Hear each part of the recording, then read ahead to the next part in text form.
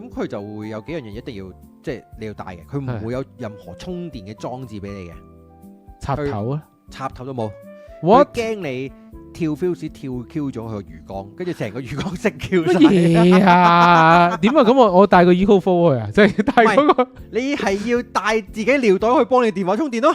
即係帶嗰個勁大個嗰個尿袋咯。我諗我會，你差一部電話啫。喂，我唔使駁電腦啊，大佬。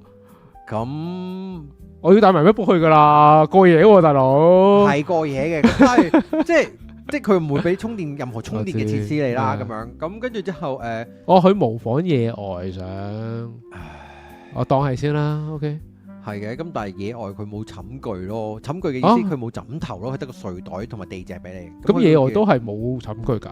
跟住結果咧，跟住我同我個 friend 講啦，話喂，你帶唔帶枕頭啊？跟住佢話吓，做咩要帶枕頭啊？嗱，我就帶嘅，我唔知你帶唔帶。